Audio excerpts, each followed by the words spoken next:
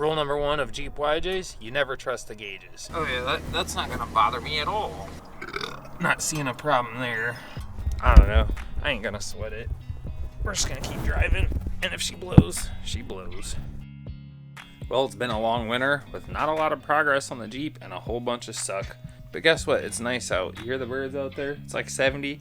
So how about we clear all this crap off here? I'm gonna go for a rip to make myself feel better about it. While we won't be building anything today, there is a reason for this video, and we'll get to it in a couple minutes. Well, I can't get it out of the garage with this stupid soft top on here unless I leave the tires flat, but then the Jeep don't really want to move, so I gotta debate, do I want to peel this off of here or just try to back out of here flat. She hasn't been started since the end of January when we did that snow wheeling trip. Let's see what she does. Oh yeah, so fucking loyal.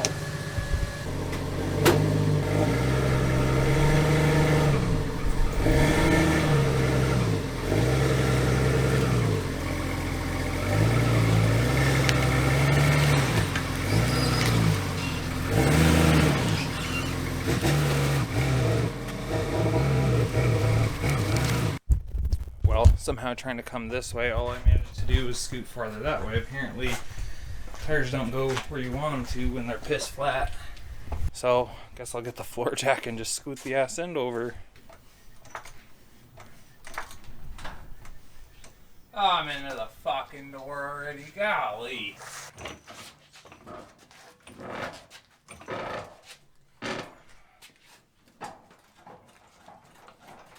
What a fucking pile. Alright, show hands down in the comments. How many of you got stuck in your own damn garage? Because that's a new one on the old belt loop for me. So I have to close the door now. And then I should be able to jack this up enough to scooch it over.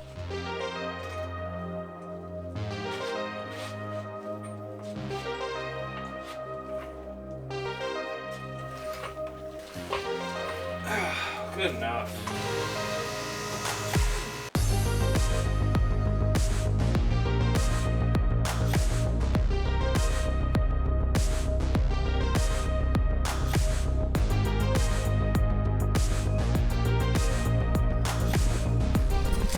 Don't worry about that little guy.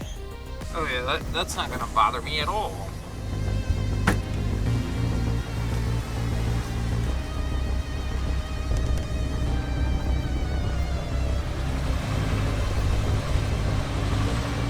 This time lapse is a perfect example of how driving a big lifted Jeep on a windy day will push you all over the road. With it being sped up like this, you can really see it kind of swaying left and right as I go along this road.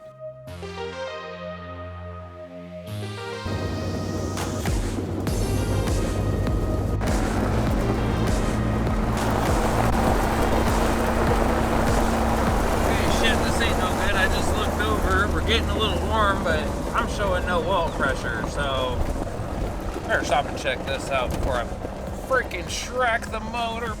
Shit.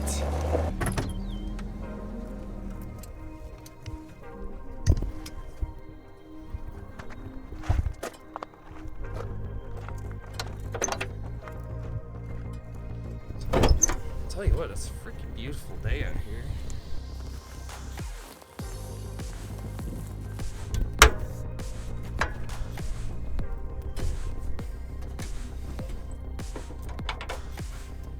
What, you don't keep a rag under your hood?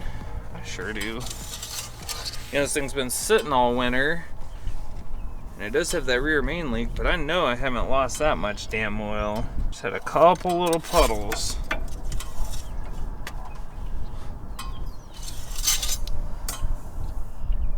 Shit, we're right in the middle of the old safe zone. So, question becomes now, did I knock a wire off of this oil pressure sender, or is this motor just done?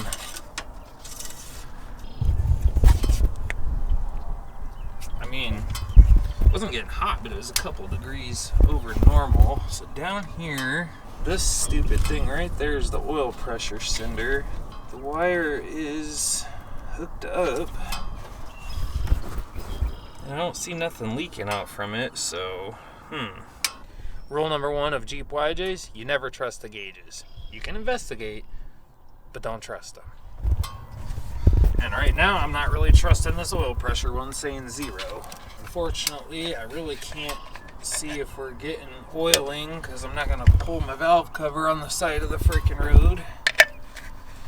And I mean, there's no way this wire's grounding out or anything. It just goes straight into this loom, so not seeing a problem there. Pull this little booty off of there. Yeah, see, it's just a spade terminal. I've seen these things peg out and sit at 80, and I've seen them sit at 0. I gotta put you all down for a minute. Okay, let's just find something to beat it with.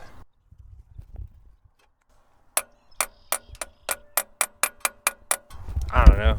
I ain't gonna sweat it. We're just gonna keep driving, and if she blows, she blows.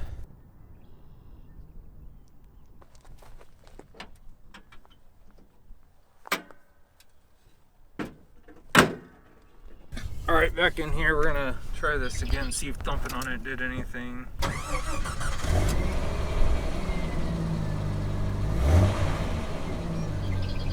Temperature's back down. Fuck it, we're gonna keep driving. The whole point of this video was kind of got some little truth nuggets I gotta drop on y'all, and I didn't know where else to put them in a random video, so here we are. Some of you knew I have that other house that was a rental house, and currently it's empty, and I've been fixing it up, trying to get it sold. So there was good news. I found a buyer, we're under contract, everything was good, moving along, and then we hit a snag, and so now he's trying to find a different lender, whatever. So I was about to have that weight off of my shoulders, and that's been keeping me from making videos pretty much the whole winter. I mean, I still make some, but that's been eating up a lot of my time. But the big problem is I have kind of a history of back problems, and unfortunately it's all come back full circle and I need surgery again. I don't know how bad it is. I don't know which disc it is. I've had 2 surgeries before, so I've been through this. The first time I was actually almost paralyzed, and they basically told me to never do anything fun again, and I was just like, whatever. But you see what's happening to me is it just working a physical job, it just keeps coming back. So hopefully this week I'll get an MRI and find out about that. I gotta pull on the highway, so hold on a minute, because it's gonna get loud. Update, a couple minutes later, still no oil pressure. Anyway, now that we're back off the highway, where was I? Something about the MRI. Basically what I'm trying to tell you is that I am struggling. I'm in a shitload of pain. It's excruciating. I honestly don't know how I'm getting through my job on a daily and weekly basis, and it sure is making it real hard to make content and to get out in the garage and do the work that I need to do. Now I'm still getting some stuff out here and there, but obviously it's not a weekly video like I want, and I'm not even making that much progress when I do get out there, just because I can only handle it for so long, especially after I work like 9.5 hours every day, and then it's real hard to like endure that much pain and then go out and do it some more. Oh man, they changed up this crossing a little bit. I don't want to drive in that.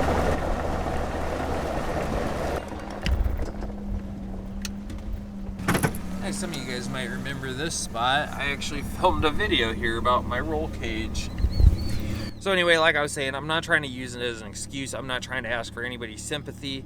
It's just the cold, hard facts. I hurt like hell. I can't get much done. It's not like I'm like just trying to do it to make videos. I really want to get my project done. I want to get that axle built, and I want to live my freaking life without having to go and get surgery every 2 years. Like 2 years ago, or however long, maybe 2.5 years ago, I was recovering from the last back surgery that I had, and that's actually when I started the YouTube channel. I think it was like a 6-week recovery. It was actually a pretty small surgery and quite effective, and I felt great afterwards.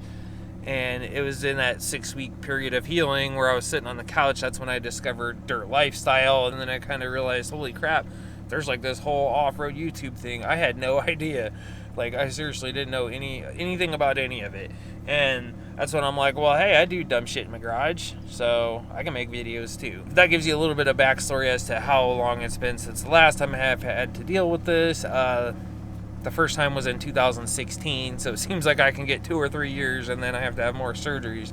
But sooner or later, I feel like there's only so many times they can trim on them discs before there's nothing left to trim, and I really don't want to have to get a fusion, but that may be what I'm looking at, and I'm very concerned that's what's going to happen right now. That 2016 one was so bad. They said it was like one symptom short of basically being emergency surgery, and that I was almost paralyzed. They honestly said, I don't know how you're walking right now.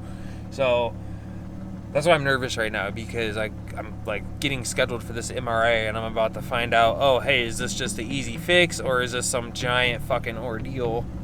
And I don't know. Yeah. We'll find out.